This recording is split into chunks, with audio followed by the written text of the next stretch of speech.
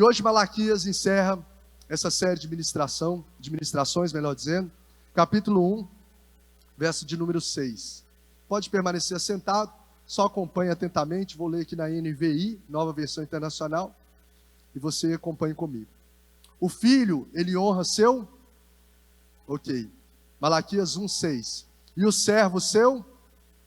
Aí Deus falando, se eu sou o pai, onde está a honra que me é devida? E se eu sou o Senhor, onde está o temor que me devem? Pergunta o Senhor dos Exércitos a vocês, sacerdotes. São vocês que desprezam o meu nome. Mas vocês perguntam de que maneira nós temos desprezado o teu nome. Qual que é a maneira? Verso 7. Trazendo comida impura ao meu altar. E mesmo assim vocês ainda me perguntam de que maneira te desonramos, ao dizerem que a mesa do Senhor é desprezível. Na hora de trazer, olha o verso 8, na hora de trazer animais cegos, eles levavam animais cegos para sacrificar, vocês não veem mal algum. Na hora de trazer animais aleijados, doentes, como oferta, vocês também não estão vendo mal algum. Tente oferecê-los de presente para o governador. Será que ele vai agradar de vocês? Será que os atenderá? Pergunta o Senhor dos Exércitos. E agora, sacerdotes, tentem apaziguar a Deus para que tenha compaixão de nós. Será que com esse tipo de oferta, Deus os atenderá? Pergunta o Senhor dos Exércitos. Verso 10. Olha só esse verso 10, gente. Se um de vocês, falando com o sacerdote, fechasse a porta do templo, assim ao menos não acenderia um fogo no meu altar inutilmente. Não tem prazer em vocês, diz o Senhor dos Exércitos, e não aceitarei as suas ofertas. Verso 11 e último. Pois do Oriente ao Ocidente, grande é o meu nome entre as nações. Em toda parte, incenso e ofertas puras são trazidas ao meu nome, porque grande é o meu nome entre as nações, diz o Senhor dos Exércitos. Vamos ler o verso 10 mesmo, que as versões são diferentes? 1, 2, 3 e... se um de vocês fechasse as portas do templo, assim ao menos não acenderia um fogo no meu altar inutilmente. O que mais que ele diz? Não tenho prazer em vocês, diz o Senhor dos Exércitos, e não aceitarei as suas ofertas. Jesus, nós colocamos o nosso coração uma vez mais diante de Ti, diante da Tua palavra nos rendemos, que o Senhor abaixe as nossas emoções, achismos, as nossas preconcepções que estão desalinhadas da Tua palavra, e nos faça ouvir a Tua voz, porque a nossa vida precisa e será em nome de Jesus governada pelo Senhor, para a glória do Teu nome, pela Tua palavra. Então fale conosco não apenas aquilo, ou não aquilo que nós queremos ouvir, mas fale conosco aquilo que nós precisamos ouvir, e que saiamos daqui, ó Deus, totalmente fortalecidos, orientados, alinhados pela Tua palavra, no nome de Jesus. Amém e amém. Que lindo esse texto. Eu orei a semana toda sobre esse texto e Deus falou muito ao meu coração. E espero que com graça, o Senhor me dê graça para poder compartilhar um pouco daquilo que durante todos os dias dessa semana pude orar sobre essa palavra.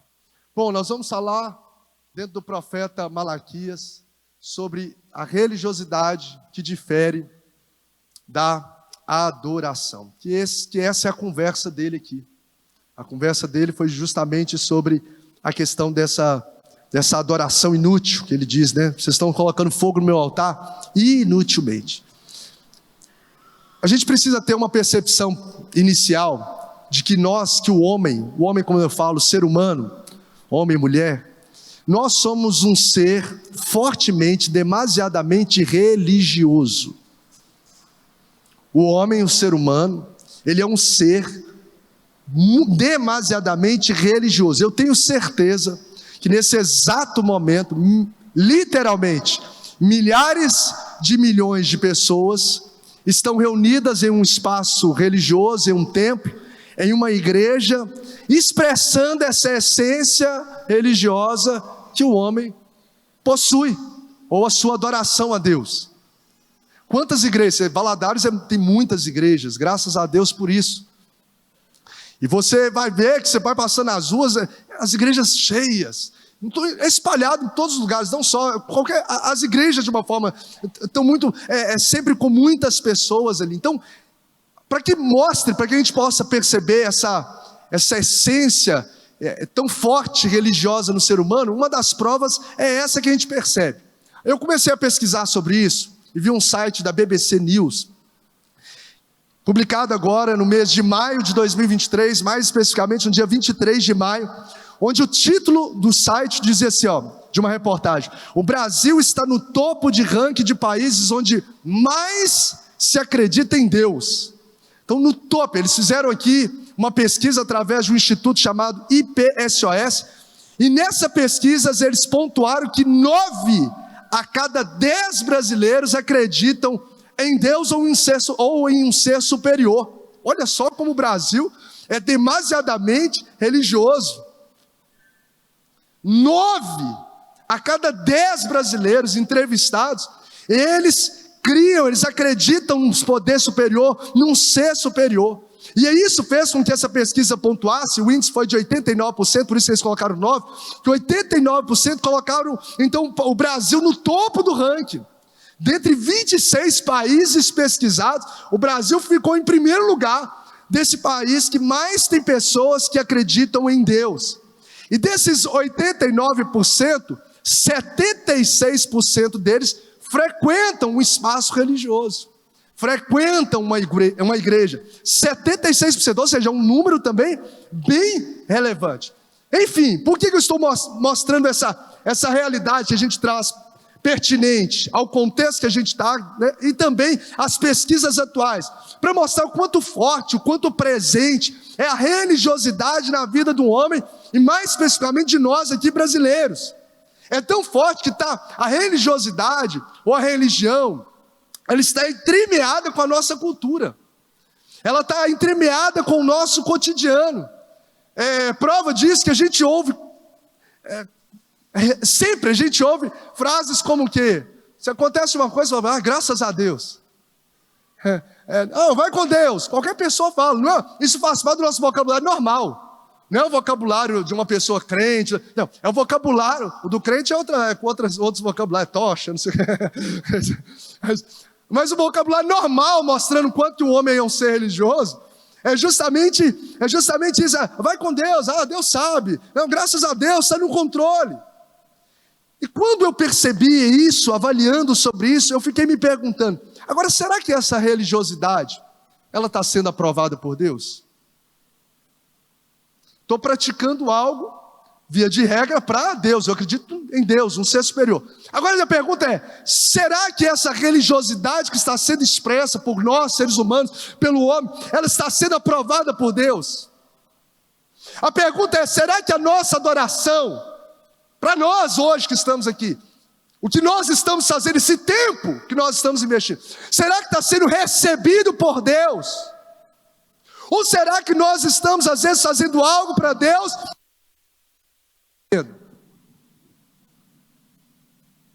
Você já parou para pensar nisso? Talvez eu estou gastando um tempo da minha vida, 2 horas, fora o momento de preparo, e que nunca me perguntei, será que Deus está recebendo? Eu estou aqui por causa dele. A religiosidade é uma expressão de quem acredita em Deus. Mas a pergunta é, será que o que eu estou fazendo está sendo recebido por Deus? Será que a forma como eu presto o meu culto está agradando a Deus? Será que o que eu expresso na vida, no ambiente religioso, está tendo alguma utilidade? Será que está tendo utilidade? Será que está sendo inútil? Porque Deus olha para Malaquias e fala, está sendo inútil. E a gente precisa fazer essa pergunta para nós. Então o texto que nós lemos nos mostra Deus levantando esse profeta, chamado Malaquias, justamente para advertir e alinhar o povo sobre esse tipo de religiosidade, alinhar o povo sobre o culto, alinhar o povo sobre a adoração que eles estavam apresentando a Deus. Porque esse povo aqui era um povo altamente religioso, mas a sua adoração era inútil. Esse povo é um povo do pós-exílio, ou seja, já tinha construído o templo, em que a glória da segunda casa seria maior do que a primeira. Já tinha reconstruído o templo. Era um povo religioso, que apresentava sacrifício. Nós vimos aqui alguns dos animais que eles entregavam lá como sacrifício. Mas era um povo de adoração inútil. Era um povo que dedicava tempo, um povo que dedicava recursos, um povo que dava a oferta em uma certa quantidade, um povo que orava, mas era um povo que a forma como eles estavam fazendo, biblicamente, aos olhos de Deus, não estava valendo nada. Ou seja, praticava uma religiosidade, mas era uma religiosidade vazia. Era uma religiosidade hipócrita, a ponto do texto que nós lemos, Malaquias 1:10, que marcou e que confrontou meu coração, onde o Deus disse, através de Malaquias para o sacerdote: assim um de vocês fechasse as portas do templo, assim ao menos não acenderiam fogo no meu altar inutilmente. Eu não tenho prazer em vocês. Eu não tenho prazer, diz o Senhor, eu não vou aceitar as suas ofertas. Sabe o que ele está falando? Deus prefere uma igreja fechada a um culto hipócrita. É melhor que fechasse as portas do que entrar por elas e apresentar um culto hipócrita. Um culto que não carrega a essência pela qual Deus se agrada. É inútil acender um fogo no altar de Deus, mas a oferta que a gente está trazendo é de animal cego, é de animal imundo, é de animal impuro. Oferta imunda diante do Senhor.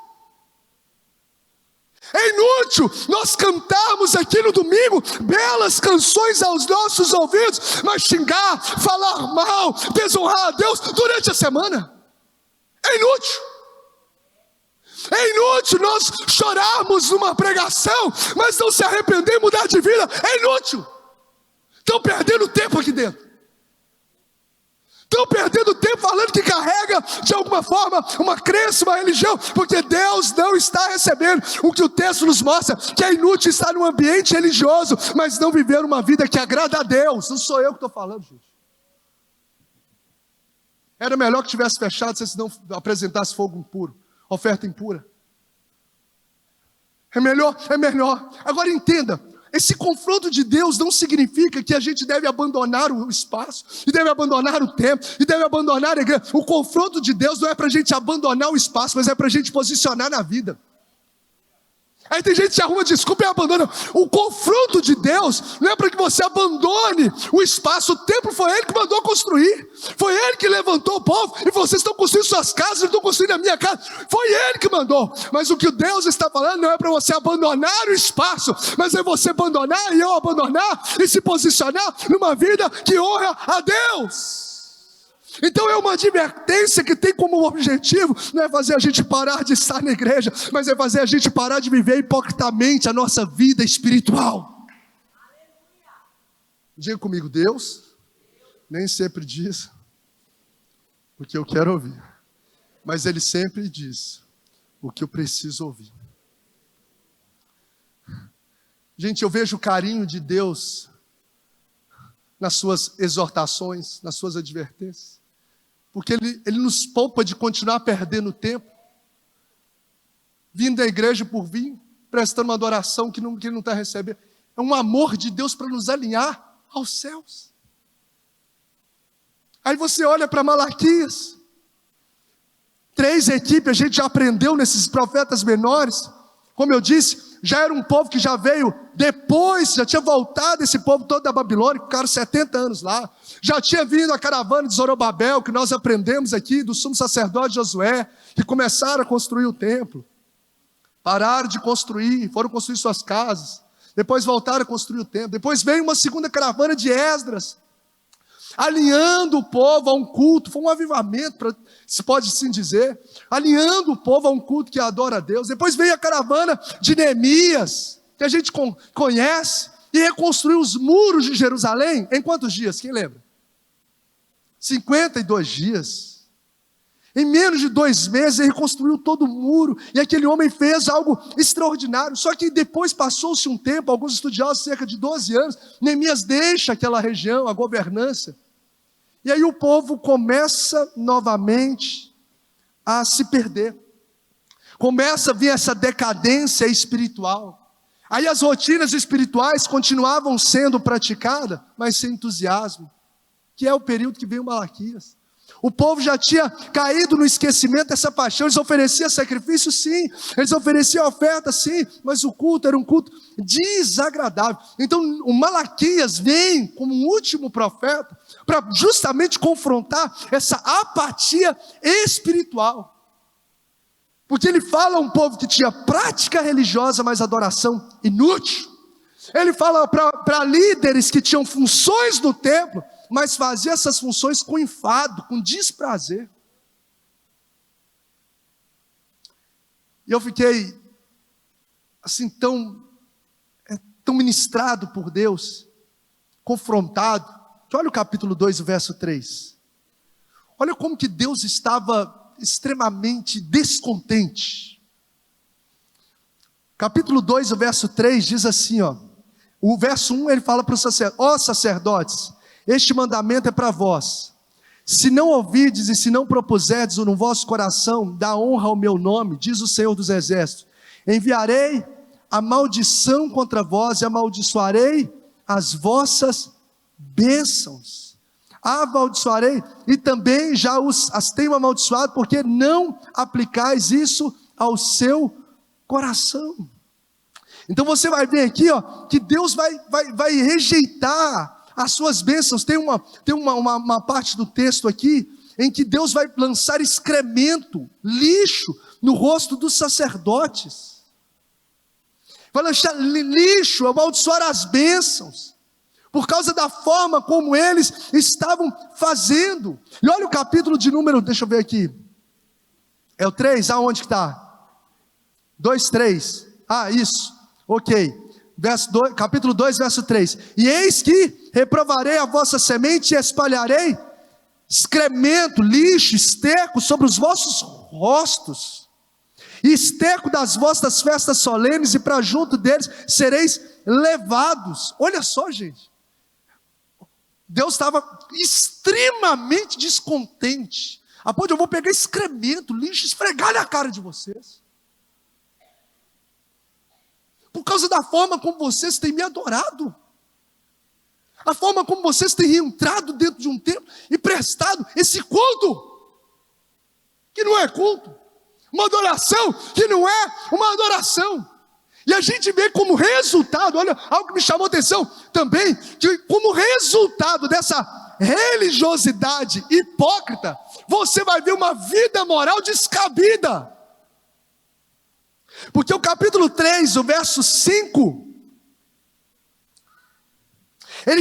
ele mostra um pouco de como está a vida moral desse povo. Olha aí para você pegar na palavra. E cheguei-me a vós para juízo, e serei uma testemunha veloz contra, olha o que eles já estavam se posicionando, feiticeiros. Era um povo que tinha saído do exílio, gente. Olha o que eles já tinha se transformado. Como adúlteros, contra os que juram falsamente, falam mentira, contra os que defraudam o diarista em seu salário, cometem abominações morais no ambiente profissional, e a viúva, o órfão, e que perverte o direito do estrangeiro, e não me teme, diz o Senhor. Você vai ver como fruto, preste atenção, como fruto de uma decadência espiritual, você vai ver uma decadência também moral. E eu fiquei pensando, porque olha o quanto que o culto que a gente presta a Deus reflete em todas as áreas da nossa vida. Não tem a ver só com o pacote da vida religiosa, interfere em todas as áreas da nossa vida. Porque você vai ver aqui, afetando o profissionalismo deles, o caráter no ambiente profissional. Você vai ver que Deus, aqui nesse texto, mais para frente, que Deus fala que odeia o divórcio, porque eles estavam trocando as suas mulheres, estavam interferindo na família. O que eu aprendo com isso? Onde a espiritualidade ela é um engano, ela é hipócrita, a vida moral vai se tornar um vexame. Eu vou repetir, aonde a espiritualidade ela é um engano, ela é hipócrita, a vida espiritual, a vida moral vai se tornar um vexame, gente. Então a forma como eu cultuo a Deus aqui está impactando em como eu vou cuidar da minha casa. Impacta diretamente em como eu lido com as coisas, porque se eu perco o temor diante de Deus, na casa de Deus, a adoração a Deus, de fato eu não vou carregar temor diante das pessoas. Onde há uma espiritualidade hipócrita, o caráter ele se distorce. Onde a vida com Deus não é uma verdade, a família ela vai sofrer. Enfim, aqui nós vemos um povo que tinha religião, mas não tinha aprovação divina. Nós vemos um povo que tinha ministério, mas não tinha validação diante dos céus. Temos um povo que apresentava sacrifício no altar, mas que não valia absolutamente nada para Deus. Nessa fase de crise, por isso que a gente precisa entender o nosso momento aqui não pode ser leviano, gente. O nosso momento na quarta-feira, nos cultos, nos encontros, nas redes, eles não podem ser medianos ao servir, ao cultuar, ao estar presente. Porque o nosso Deus está contemplando todas as coisas. Isso está afetando a nossa vida moral, está afetando o nosso relacionamento com Deus. Então Deus levanta esse último profeta do Antigo Testamento, literalmente o último, não só o livro dele é o último, ele foi o último profeta, depois veio só João Batista, ficou quantos anos em silêncio, quem lembra aí? 400 anos de silêncio profético, 400 anos de silêncio profético, o povo entrando em guerra, em conflito, sem ouvir voz de Deus.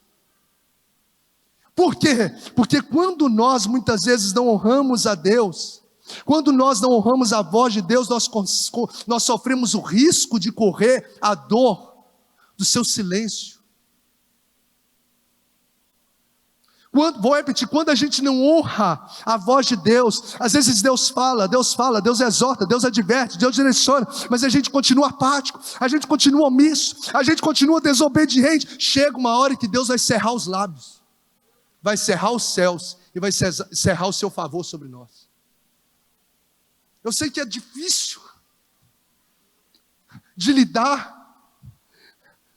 com uma realidade confrontadora como essa, mas é ela que nos posiciona para sermos aquilo que Deus procura. O que Deus procura? O que Deus procura em João 4, 23 e 24?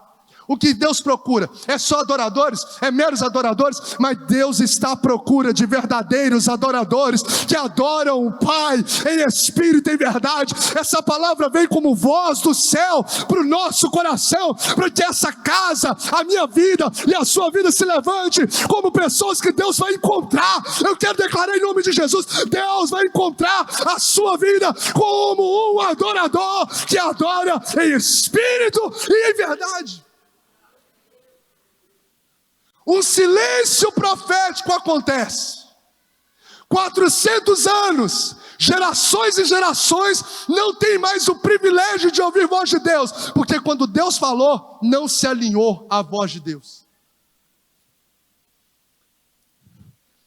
E eu creio, como nós temos ministrado sobre essa casa, que Deus tem nos trazido um alinhamento para gerar sobre nós um avivamento.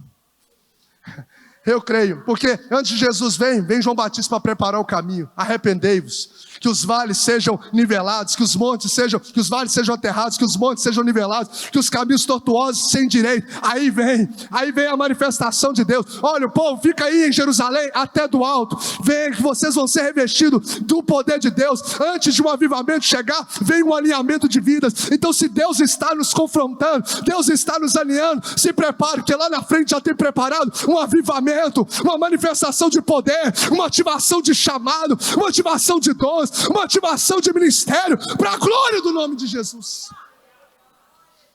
E esse texto nos mostra para a gente poder caminhar para as aplicações.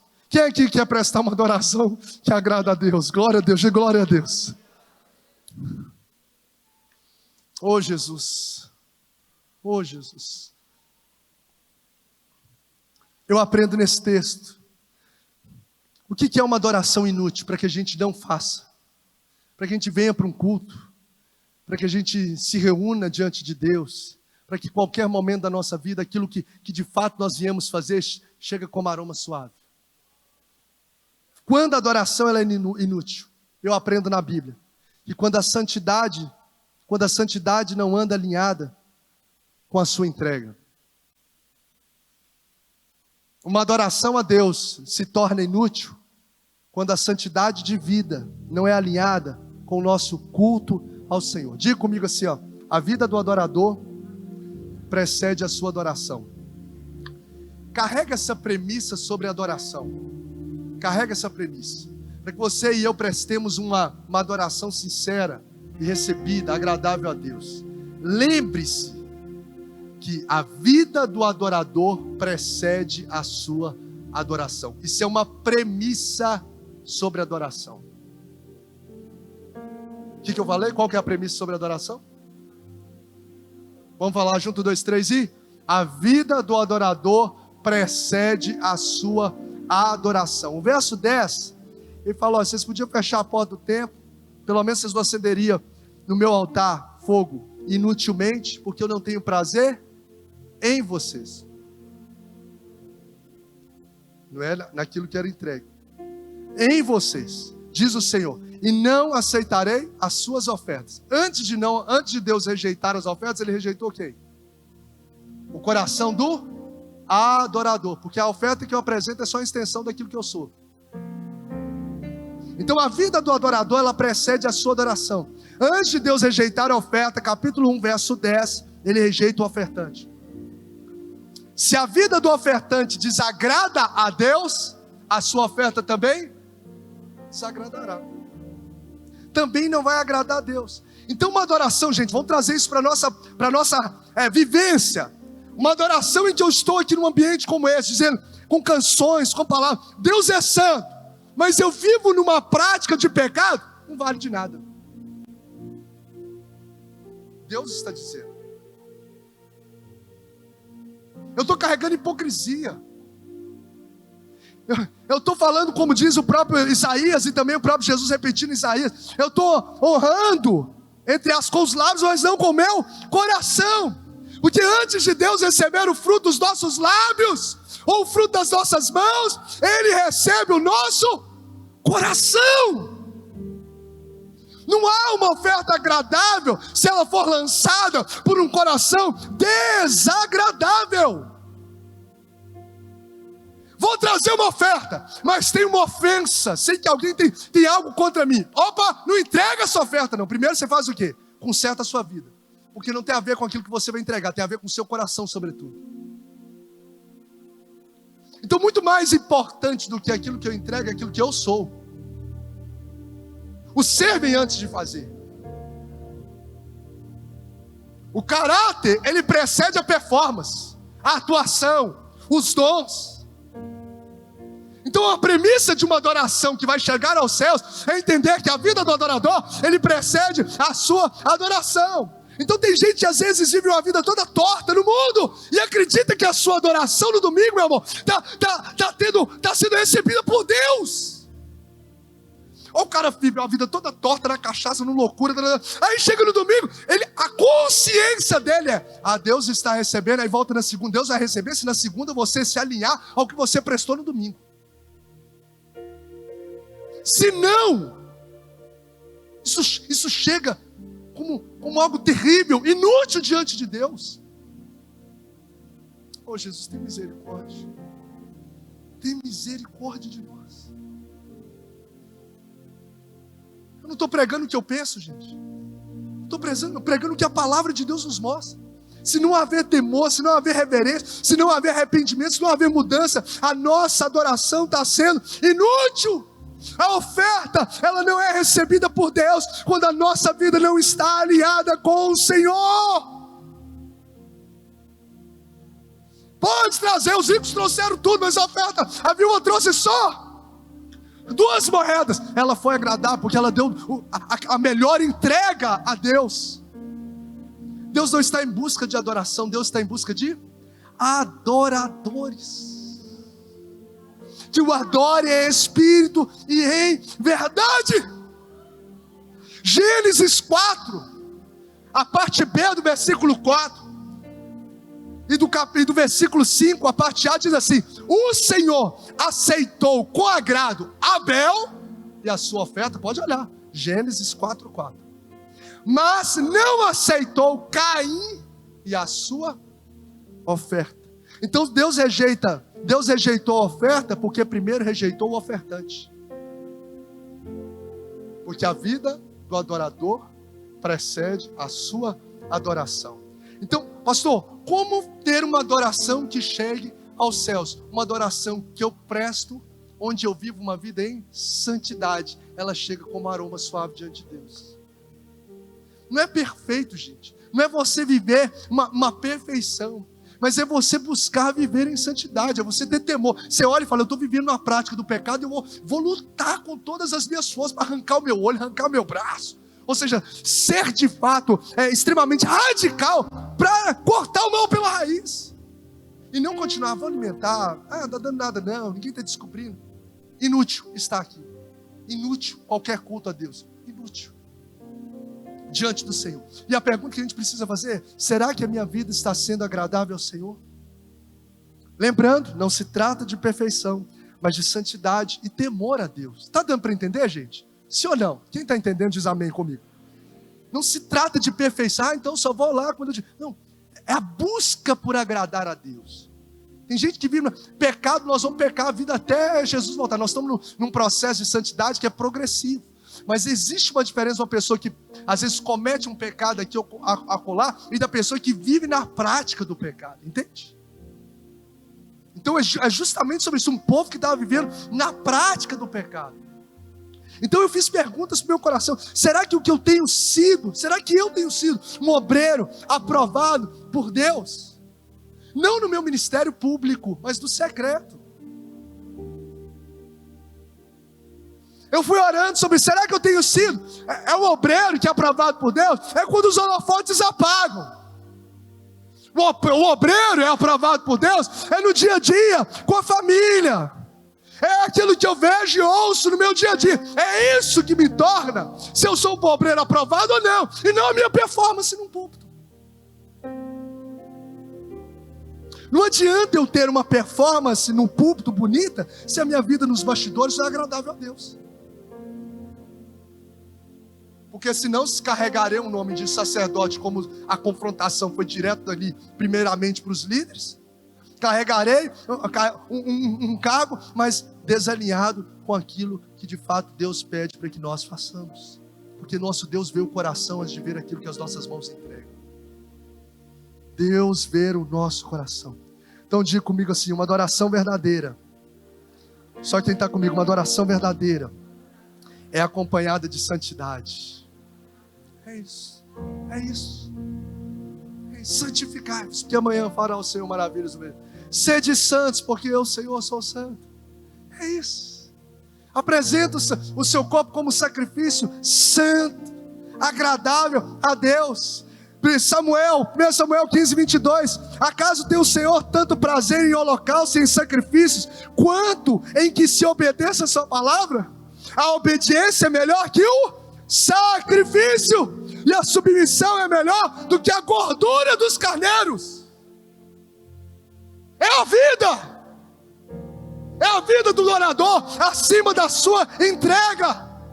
Isaías 1,13: pare de trazer ofertas inúteis. O incenso de vocês é repugnante para mim. Luas novas, sábados e reuniões. Eu não consigo suportar essas assembleias cheias de iniquidade. Ou seja, por que Deus não suportava as assembleias, os ajuntamentos, as canções, as reuniões? Por causa da iniquidade do coração. Mateus 15, 7 a 9, hipócritas, bem profetizou Isaías acerca de vocês, dizendo: esse povo me honra com os lábios, mas o seu coração está longe de mim, em vão me adoram. Está escrito aí, gente, anota esses textos. Em vão me adoram. Quem me honra com os lábios, estou cantando, estou aqui falando, mas o coração está longe de mim, está longe de mim. Então, para que a gente possa não viver de uma religiosidade hipócrita, vazia, carregar o nome de 9 a cada 10 brasileiros, eu acredito não sei, mas uma adoração que é recebida e que não se torna inútil. Os nossos encontros aqui, eles precisam andar lado a lado com uma vida que agrada ao Senhor, uma vida em santidade. A nossa adoração se torna inútil quando nós nos envolvemos com a obra de Deus sem andar com Deus. Diga assim comigo: a minha adoração, ela se torna inútil quando eu me envolvo com a obra de Deus, porém não ando com Deus. Malaquias 1,6 diz assim: o filho honra o pai, o servo ao seu senhor. Se eu sou pai, cadê minha honra? E se eu sou Senhor, onde está o respeito comigo? Diz o Senhor dos exércitos. Você vai ver aqui sacerdotes, eles se tornaram profissionais da fé. Eles chamavam Deus de pai e de Senhor, mas não honravam, não respeitavam. Eles tinham uma teologia na mente completamente divorciada de uma vida.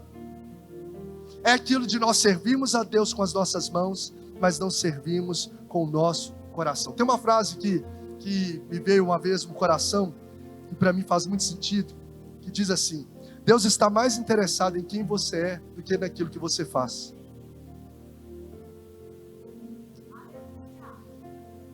Deus está mais interessado, diga assim, Deus está mais interessado em quem eu sou do que naquilo que eu faço. Porque se eu não fizer alinhado com aquilo que eu sou, vale de nada. Então, antes de se preocupar em fazer algo para Deus, se preocupe em ser como Ele é. Às vezes tem pessoas que perguntam: pastor, e agora o que eu vou fazer? Eu tenho vontade de servir, de fazer algo na igreja. Eu falo assim: fica tranquilo, começa a mergulhar numa vida de intimidade com Deus. Que aí você vai mergulhando na vida de intimidade com Deus, o próprio Deus se encarrega de abrir as portas e te dirigir, porque não adianta você ir sem ser. Você vai trazer maldição para a sua vida. Nós lemos no texto ali do capítulo 2, até aquilo que é bênção na vida se torna o quê? Maldição, capítulo 2, verso 2. Gente, isso é um impacto terrível na nossa vida. Até aquilo que é bênção vai tornar maldição. Eu tenho coisas que são bênção na minha vida, mas se torna maldição quando eu caminho de uma forma que não está alinhado o meu coração com a minha entrega a Deus. Então a nossa adoração, ela é inútil quando a santidade não está alinhada com aquilo que eu entrego, quando o meu envolvimento com a obra de Deus, mas não ando a Deus. A minha adoração é inútil, terceiro, quando eu honro mais a Deus que os homens. O próprio Deus diz no capítulo 1, verso 8 e 9: na hora de trazer animais cegos para sacrificar, vocês não veem mal algum. Na hora de vocês trazerem animal aleijado, doente como oferta, vocês também não veem mal algum. Agora, olha o que Deus fala. Deus falando, gente: tente oferecer de presente para o governador da cidade, para uma autoridade política, um animal cego. Vai dar de presente um trem meia boca, uma bijuteria. Vai dar um animal aleijado.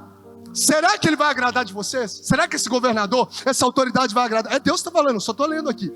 Será que ele vai te atender? Pergunta o Senhor dos exércitos. E agora, sacerdotes, tentem apaziguar a Deus para que tenham compaixão de nós. Será que esse tipo de oferta, Deus vai te atender? Então você vai ver aqui um povo que as autoridades, que tinha mais respeito às autoridades da terra do que as autoridades, que a autoridade do céu, que é o Senhor, porque eles levavam imundos, animais impuros, imundos, aleijados, cego, para Deus. Mas se fosse para o governador da cidade, seria algo muito melhor. Meu Deus, meu Deus, será que não é isso que nós estamos fazendo? Em relação à temática aqui, gente, o ponto-chave aqui não é que você não deve fazer pelas pessoas, entende? Eu sei que todo mundo aqui tem inteligência e maturidade para entender. Não é que você não deve fazer para as pessoas ou desonrar, pelo contrário, a Bíblia fala em Romanos 13, em 1 Pedro, capítulo de número 2, verso 17, a Bíblia fala que a gente deve honrar pai e mãe, honrar as autoridades constituídas, honrar as pessoas de uma forma geral. A questão aqui não é honrar as pessoas, a questão aqui é você honrar as pessoas a mais do que a Deus e desonrando a Deus assim, oferecendo para Deus o nosso resto. Eu fico pensando nas ofertas, nesse texto que fala, né? Malaquias 3,10, né? Casei os dias que a gente tanto conhece, é sobre esse contexto. Traga o dízimo. Eu fico pensando que às vezes em momentos de oferta como esse, que tipo de oferta que a gente entrega? Meu Deus, eu dou o dízimo, e se eu tiver que dar uma oferta, será que eu consigo pagar algo caro para alguém? Eu consigo pagar algo caro para mim mesmo? Mas para Deus, ali eu tenho um monte de bloqueios. Isso revela o nosso coração. Nós não temos aqui uma teologia da prosperidade, a gente conhece. Mas isso aqui está falando de honra a Deus. Independente se Deus vai me dar ou não vai me dar, é prestar o meu melhor para o Senhor. Porque se vem oferta com animal cego, ou seja, oferta meia boca para Deus, o Senhor não recebe. Ele sabe, gente. O pastor pode saber, fulano pode saber, eu nunca vou saber mesmo, nem quero saber. E a gente fala, pastor, eu esqueci de entregar. Eu falei, irmão, eu não sei quem dá nada e quem não dá nada. Para perguntar a massa lá, a secretária de finanças que sabe. Eu nunca peguei um envelope, tipo, quem está dando isso? Eu não sei absolutamente nada. É você e Deus. A obra de Deus vai continuar sendo feita. Se você não tiver o privilégio de participar, Deus vai levantar outros, porque a obra é dele. Agora, quem participa tem o privilégio de fazer. Agora, o que eu estou entregando? Oh, sobrou os R$2. Eu tô só... Nada, não há nenhum preconceito com a nota de 2. Né? Mas às vezes é um símbolo para a gente poder entender que às vezes a gente está entregando essas sobras para Deus. Onde quando se relaciona com homens, do contexto familiar, de outros contextos, a gente tem a capacidade de fazer algo exponencial e muito mais valioso que a gente nunca fez na casa de Deus. Então, quanto que a nossa oferta, a nossa adoração se torna inútil? Quando eu valorizo, honro aquilo que eu entrego, mais aos homens do que a Deus. Estou caminhando para o encerramento, tá, gente? Quando a minha adoração se torna inútil? Quando nós oferecemos impureza no altar.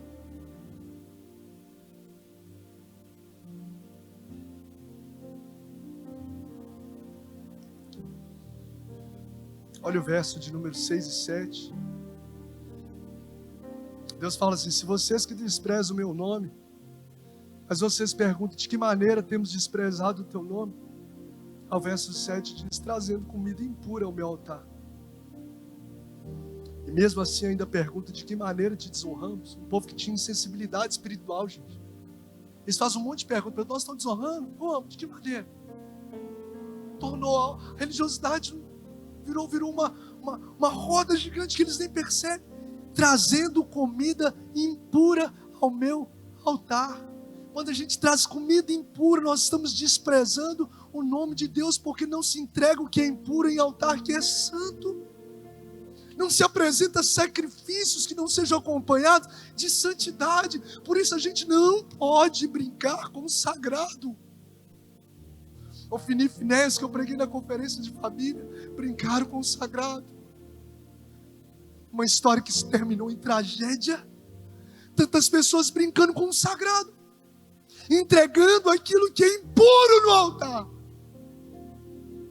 Carrega o nome de profeta, carrega o nome de sacerdote, carrega o nome de adorador, mas vem para a vida suja, entrega para Deus uma oferta suja.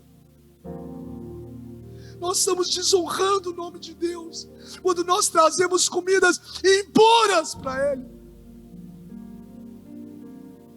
Elias, se você quer utilizar o altar, limpa o altar.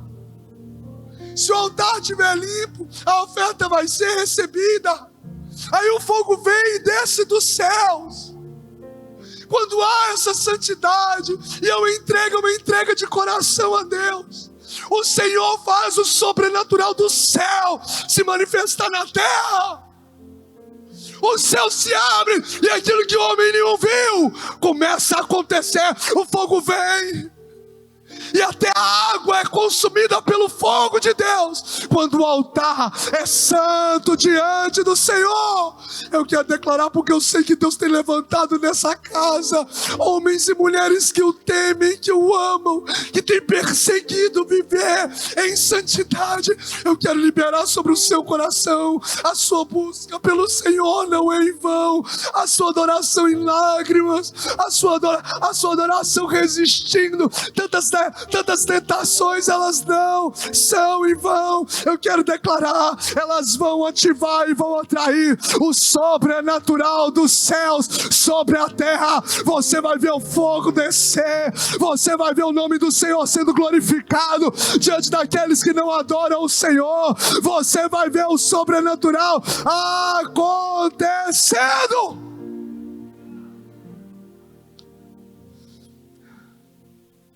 Porque essa adoração genuína atrai a glória de Deus para a terra. Irmão, se o nosso coração tem Deus e a gente começa a adorar Ele, e a sua vida está alinhada, você começa a ver a glória de Deus se manifestando sobre a sua vida. Mas se você vem com a vida toda conturbada e não está disposto a alinhar a sua vida, o culto fica pesado, o culto fica longo, o culto fica enjoado, porque você está entregando algo que não, de fato Deus não está recebendo.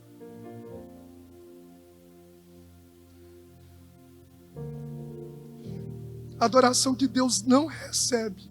Ó Jesus, que o Senhor não deixa a gente prestar nenhum desses cultos. Quando a santidade não está alinhada, quando a gente se envolve com a obra de Deus, mas não se envolve sem andar com Deus, quando a gente está disposto a honrar mais a Deus do que, honrar melhor dizer, mais aos homens do que ao Senhor. Quando há impureza no altar, quando aquilo que eu faço para o Senhor é carregado de impureza. Penúltimo, uma adoração que Deus não recebe é quando há canseira e ingratidão na nossa adoração. Oh, meu Deus, nosso próximo culto, tem que ser diferente, gente. Olha o verso 12 e 13. Mas vocês o profanam ao dizerem que a minha mesa é imunda e que a sua comida é desprezível, e ainda dizem. Olha o que os homens estavam dizendo. Que canseira. Que canseira. O que está acontecendo na casa, que canseira, e riem dela com desprezo, diz o Senhor. Quando vocês trazem animais roubados, aleijados, doentes, oferecem sacrifício, deveriam aceitá-lo das suas mãos, diz o Senhor. Você observa aqui que o povo ia para o templo, servia no templo, apresentava sacrifício no templo, dizendo: que canseira, que canseira. Ou seja, o pessoal estava dentro da igreja, servindo na igreja, mas havia desprazer no coração deles, no tocante ao servir ao Senhor, havia murmuração, e Deus está ouvindo. O pastor não está ouvindo, o líder do ministério está ouvindo, não sei se tem ninguém ouvindo, mas Deus está ouvindo, eles dizendo e rindo: que canseira. Gente, isso é muito sério, porque a nossa adoração é inútil quando nós a fazemos com murmuração nos lábios. A nossa adoração é inútil, porque às vezes tem gente que serve na igreja, a pessoa está até servindo na igreja, mas ela murmura nos bastidores, faz montinho para falar de coisas nos bastidores. Inútil. Quero pegar excremento, diz o Senhor, e esfregar no rosto desses. Inútil. O que a gente está conversando nos bastidores? Que às vezes o líder não está vendo, mas o Senhor está vendo. Aí você vem, presta o ministério, você faz o voluntário, e o Senhor fala assim: não está valendo de nada. Porque quando se carrega canseira, quando se carrega desprazer, quando se carrega murmuração, quando se carrega ingratidão, o Senhor diz que não aceita. Deveria eu aceitá-lo das suas mãos. Às vezes a pessoa fica no culto, mas fica por conta de reclamar, fica por conta de dizer: não, que canseira. A pessoa fica por conta disso. E aí o nosso ministério, a nossa presença nesse ambiente se torna inútil quando o ministério é um peso e não um privilégio para nós. Quando o ministério se torna um peso, um enfado e não um privilégio, a gente começa a praticar algo que Deus não está recebendo. E por isso, irmãos, porque o culto ele se torna um peso mesmo para quem não está alinhado, um coração em Deus. Aí eu falo para você, se você for, deixa eu abrir um parênteses aqui específico, se você coloca o seu nome como voluntário, seja na intercessão, seja no voluntariado da igreja, seja no kids, seja no louvor, falando dentro dessa escala, você coloca, mas aí você não cumpre a escala, você não dá justificativa, não pede para sair ou se alinha. Eu estou falando isso como um cuidado para o seu coração. Eu não estou falando por causa da igreja, é uma bênção ter pessoas, mas se você não se levantar, desculpe lhe dizer, se eu também não me levantar, você acha que a obra de Deus vai parar? Nunca. Então, para a gente que é um privilégio servir, para a gente que é um privilégio fazer parte de um projeto que é eterno, para a gente que é um privilégio saber que aquilo que Deus projetou na eternidade, eu estou fazendo parte nessa terra, isso é um privilégio. Agora se torna um peso, um fardo, murmuração, conversa fiada nos bastidores, ou se alia ou abandona. Porque isso vai trazer, gente, com todo o carinho do meu coração, com muito temor na palavra, isso vai trazer maldição sobre a sua vida. Porque a Bíblia diz: maldito aquele que faz a obra do Senhor. Maldito. Aí você está num lugar onde tem bênção, mas a bênção não se torna bênção, se torna maldição, porque você não faz da forma como você deveria fazer. Está carregando murmuração, está carregando conversa fiada, está dizendo canseira, está rindo nos bastidores, está aplaudindo para qualquer um cair, e Deus não está recebendo, querendo esfregar esse excremento e dizendo: é inútil.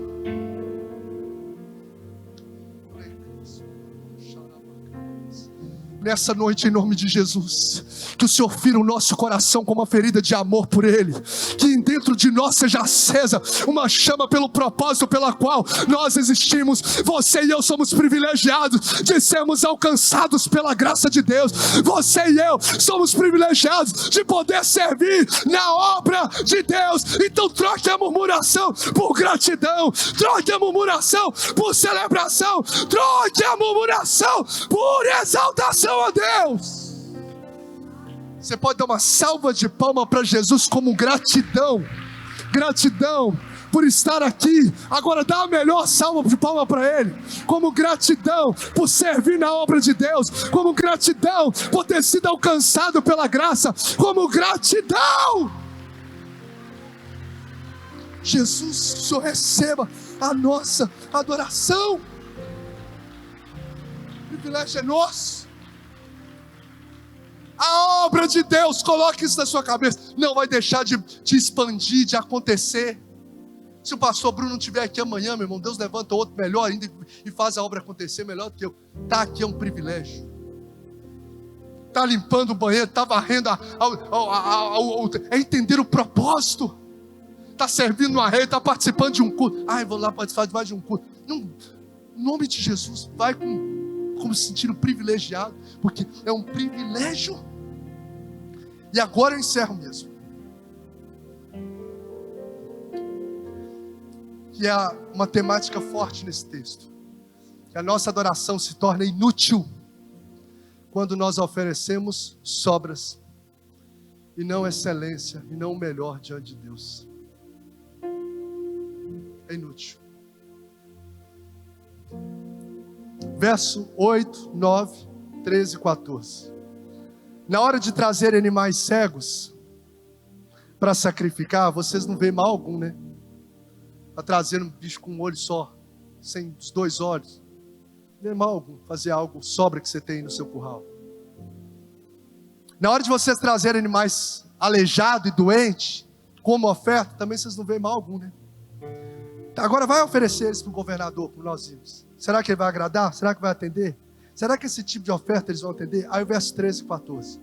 E ainda dizem que canseira e rir com desprezo, diz o Senhor, quando vocês trazem animais roubados, aleijado, doente e oferecem sacrifício, deveria eu aceitá-lo de suas mãos? Essa sobra do seu gado? Essa sobra das suas finanças? Aí o texto segue dizendo, verso 14, maldito seja o enganador, que tendo no rebanho, olha só gente, que o Espírito de Deus já fale com a gente aqui, ó, que tendo no rebanho um macho sem defeito, promete oferecê-lo e depois sacrifica um animal defeituoso. Eu tenho algo bom aqui, ó, eu vou entregar o meu melhor para Deus, promete, mas na hora da entrega, entrega o pior. Entrega o resto do tempo. Entrega o resto da energia. Entrega o resto dos recursos. Entrega o resto dos meus dons. Promete falar. Não, pode contar. Estou aqui. Mas na hora da entrega, some. Entrega o defeituoso ao Senhor. Ele tem, aqui está falando que ele tem o melhor, mas ele entrega o pior. Ele tem o melhor, mas ele entrega o pior. Entenda, Deus não aceita nada menos que o nosso melhor. Deus não aceita nada menos do que o nosso melhor. Colossenses 3, 23 e 24 diz assim, ó, tudo o que fizerem, façam de todo o coração, como para o Senhor. Tudo o que fizerem, faça de todo o coração, e não para os homens, sabendo que receberão do Senhor a recompensa por herança, porque é a Cristo o Senhor que vocês estão servindo. Então o que Deus nos chama é para fazer uma entrega do nosso, não de sobras, mas do nosso melhor, porque excelência, que é até um lema da nossa igreja, servindo com excelência, excelência é um padrão de Deus, é um padrão de Deus. Quando Ele foi entregar algo para morrer por nós, ou alguém, Ele entregou o Abraão, pai da fé, ou Ele entregou o profeta Elias, que foi arrebatado, ou um dos anjos, Ele entregou o melhor, seu único filho. O sol e a chuva caem sobre justos e injustos. O Senhor nos dá graça todos os dias. O Senhor nos entrega a salvação e a vida eterna todos os dias. Tudo que Deus faz para nós, Ele nos faz com o seu melhor. Agora, o que nós estamos entregando para Deus? A nossa adoração se torna inútil quando eu, tendo o melhor, entrego para Deus a sobra. Quantas pessoas a gente tem ouvido nesse tempo? Não tem tempo. Ou seja, se sobrar tempo, eu faço algo para Deus. Se sobrar tempo, é o que a declaração dos nossos lábios está dizendo. Pode contar comigo. Aí tem, mas na hora de contar, entrega o pior. Gente, hoje é um chamado de Deus, um presente dos céus para a gente alinhar a nossa adoração, de forma que os céus se abram e a nossa vida encontre propósito nessa terra. A gente faça algo que o céu se alegre, que o Senhor se alegre. Como, pastor? Quando eu adoro com santidade, quando eu adoro entregando para Deus, não sobra mais o meu melhor. Quando eu adoro com gratidão e não com murmuração, não falando com canseira. Quando a minha entrega, ela é de fato com o objetivo de honrar a Deus, até mesmo acima dos homens. Quando eu presto essa adoração genuína ao Senhor, você e eu não estamos perdendo tempo num espaço como esse, mas nós estamos gerando algo poderoso no reino espiritual, porque quando a adoração ela genuína, ela toca o céu, você pode se preparar, que até a terra começa a se abalar. Há um terremoto, Paulo e Silas estão orando, estão cantando ao Senhor, mesmo num vale de injustiças, mesmo numa prisão fétida, mas a adoração que não carregava murmuração, mas uma adoração que carregava honra a Deus, atraiu a glória de Deus dos céus para a terra, atraiu a glória de Deus. Houve um terremoto, pessoal, um carcereiro se converteu, os grilhões quebraram, porque é isso que Deus está buscando. E se nessa noite o Senhor buscar sobre esse templo, que o Senhor encontre a mim e a você como verdadeiros adoradores que adoram o Pai em espírito e em verdade. Você pode se colocar de pé? Louvor pode vir aqui. Eu quero pedir que, por gentileza, o louvor cante o cântico ao Senhor. E eu quero te dar essa oportunidade, sem precisar de ninguém nos direcionar a fazer algo. Eu quero que você expresse a sua adoração agora em cânticos a Ele. Esses minutos finais do culto é uma oportunidade de colocar essa palavra em prática. Eu não sei como foi o seu culto até aqui, hoje. Mas o Senhor nos orientou daquilo que a gente deve se alinhar a Ele. Uma oportunidade de podermos fazer essa adoração que toca aos céus. Então eu quero te dar a liberdade de você prestar a sua adoração. Aquilo que Deus colocar aí no seu coração. Se você, não sei, quer ficar de pé, quer ajoelhar, quer vir à frente, quer saltar, quer sorrir, quer chorar, quer confessar, qual a adoração que você e eu vamos entregar? Ele está olhando para o nosso coração, sem precisar de ninguém falar aqui. Eu quero dar uma oportunidade para que a palavra de Deus mova você. Ou você vai entregar a canseira, vai escorar em alguém, vai escorar no outro, vai escorar na cadeira, vai falar que canseira é uma expressão também de inutilidade da nossa adoração a Deus. Paulo e Silas meia-noite, cantando e adorando ao Senhor. Maria, no ambiente de jantar, inapropriado, o povo sentado para jantar, provavelmente para celebrar a ressurreição de Lázaro. Maria está assim, pode estar todo mundo ali reunido, é discípulo, mas está todo mundo reunido ali para um jantar. Eu estou aqui para adorar. Pega um vaso de alabastro, trabalho de 1 ano, perfume caríssimo, para jogar sobre os pés de Jesus tudo de uma vez só. Vou entregar o melhor do meu perfume, vou entregar o melhor da minha adoração. Não quero saber o que fulano vai pensar, o que Beltrano vai pensar. Não estou agarrado com a formalidade. Eu estou aqui querendo agradar o Senhor. Eu vou oferecer a Ele o meu melhor. Eu vou oferecer a Ele a minha entrega plena. Eu não vou perder a oportunidade de estar diante de Jesus, de estar na presença de Jesus e oferecer a Ele algo mediano. Eu estou diante dEle, eu vou lançar o meu melhor, vou enxugar com o meu cabelo, vou nutrir ali os pés dEle com a minha lágrima. Meu irmão, aí Ele fala, para tudo, o nome dessa mulher não vai ser esquecida. Porque aonde a adoração genuína, o perfume da adoração, ela toma conta do ambiente.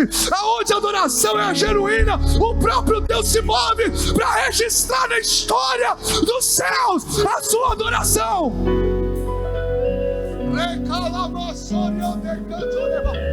Fique à vontade para você adorar a Deus. Fique à vontade para você. Você e eu estamos na casa dele. Você e eu estamos diante da presença dele. Que adoração vamos entregar? Que adoração vamos prestar?